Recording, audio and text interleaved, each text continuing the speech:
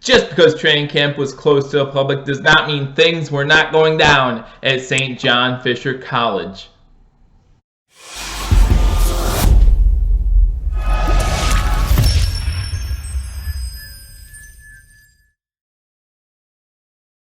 Guys, before we talk about day 5 of training camp, I'll remind everyone you got a week left to sign up for your chance to win this Andre Reed signed mini helmet. Go to www.bewarethestampede.com and be sure to log your entries there, and we'll give this away at the end of training camp. Welcome to Billievers Talk. My name is Joe, and welcome to another training camp edition of Billievers Talk, where we keep you up to date on all things during Buffalo Bills training camp. Again, guys, my name is Joe. We're going to go over what happened today at training camp. Again, not open to the public, but plenty of familiar faces there. Before we do that, however, I want to remind everyone, if you haven't hit that subscribe button, guys, hit that subscribe button, like this video, and leave a comment.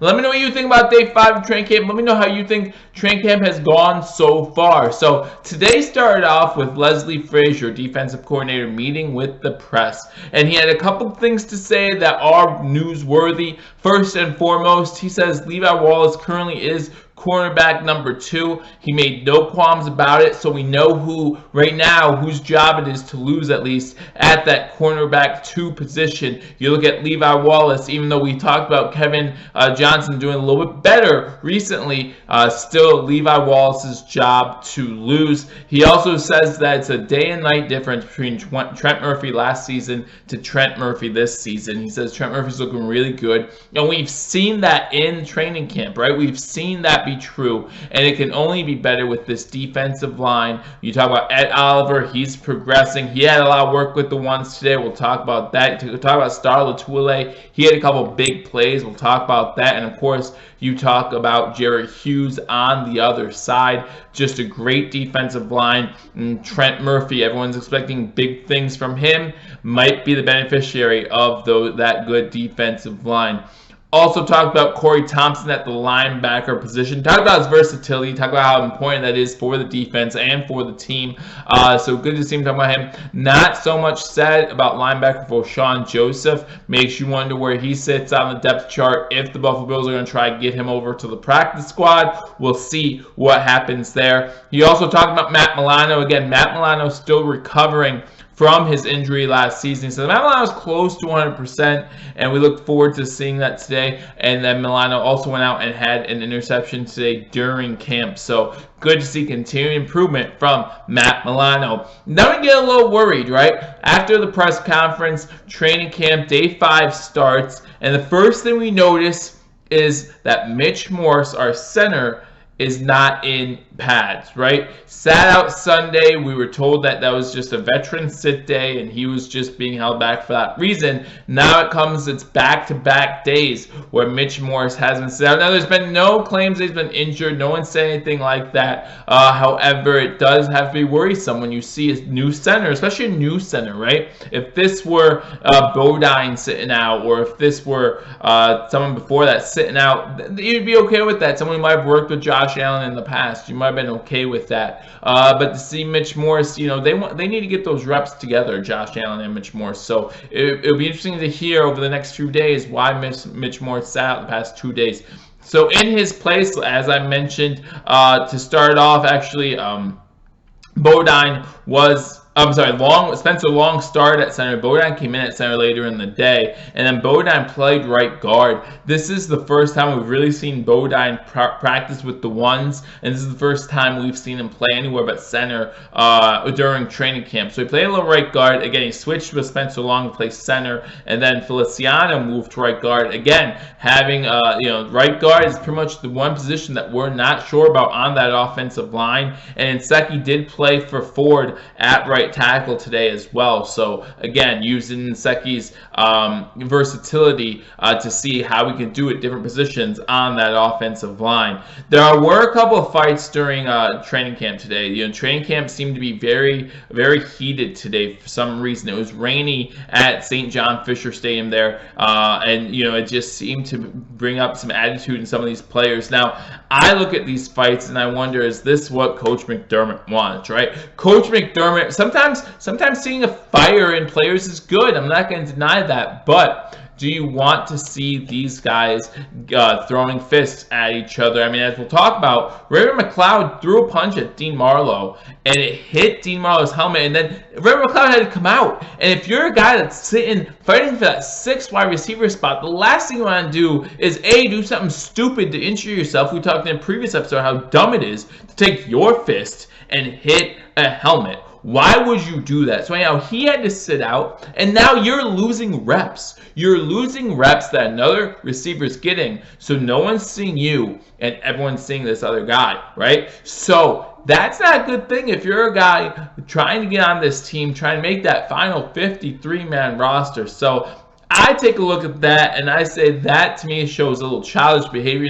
Now here's what happened for those of you who might not know. So John Feliciano on the previous play actually, apparently, according to all reports, knocked Dean Marlowe on his butt, right? Knocked him down, and from what I hear, it was a great play. Made Dean Marlowe look a little bad. So Dean Marlowe's going to be a little salty. Next play, they run the play. Raven McLeod catches the ball, and Dean Marlowe hits him so hard that his helmet comes off, right? Raven McLeod doesn't like that, and he throws a swing, hits Dean Marlowe in the helmet, and then boom.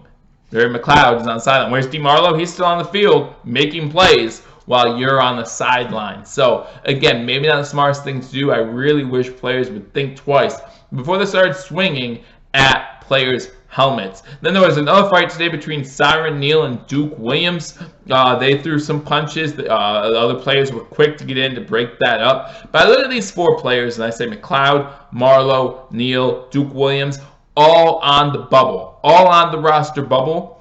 And you really hope that this attitude changes, because if this attitude doesn't change, I would say cut him. Let me know what you think in the comment section below. Do you think training camp fights are good or bad for the team? Again, sometimes getting heated isn't a bad thing, right? Showing some passion for what you do. I understand that. But you're talking about throwing fists, bare hands, at a helmet. Not the smartest thing to do. So in the comment section, just put yes or no. Are training camp fights okay in your book? So that's what happened as far as the fighting went on. The wide receivers had trouble all day. It was rainy today at St.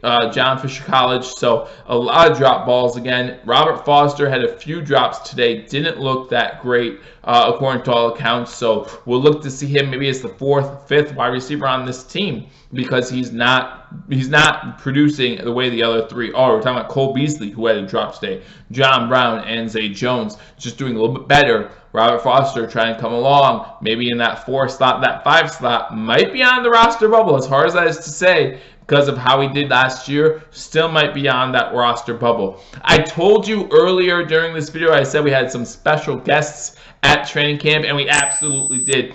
2 in particular. You had Kyle Williams, former defensive tackle, retired last year from the Buffalo Bills there, and you had linebacker Darryl Talley at camp today as well. Huge part of those teams in the early 90s who led us to 4 straight Super Bowls.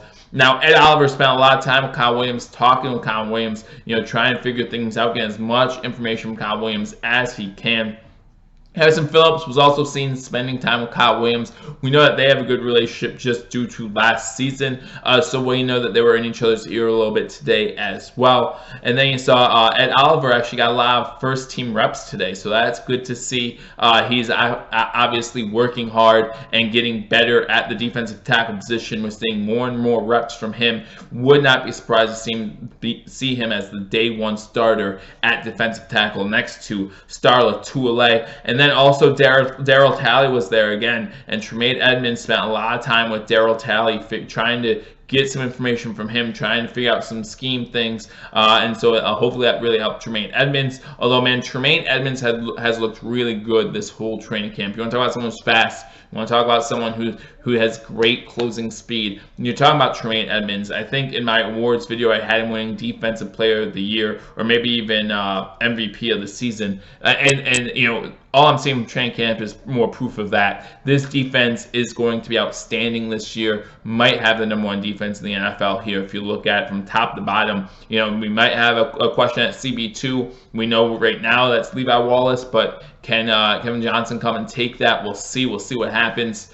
But, you know, Teron Johnson is going to have that CB3 position locked down as well. Lots of good things coming from Buffalo Bills training camp. So let me know what you thought about all the news and notes from day 5 of training camp. Again, not open to the public. We did see a nice video of Josh Allen coming up to a fan wearing a Dolphins jersey and him switching it out for a Bills jersey. So that's always fun to see. Everyone is loving Josh Allen. Hopefully our love for him off the field can soon be replicated with our love for him on the field, as he hopefully brings this Buffalo Bills team much success in the near future. So again, leave a comment. Tell me what you think about training camp fights.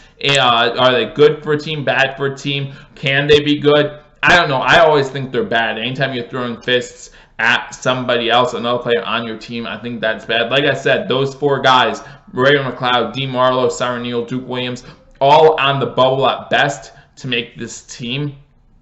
Something like this, if you're asking me, but I'm not the coach of course, but if you're asking me, something like this can definitely get them cut. So let me know what you think about these fights. Let me know what you thought about day 5 of training camp. Let me know what you think about Mitch Morse. How concerned are we about Mitch Morse? That can be a concerning thing, but just let me know in the comment section. Like this video, and again, subscribe to Believers Talk. I look forward to talking to you all soon. Until I do, go Bills.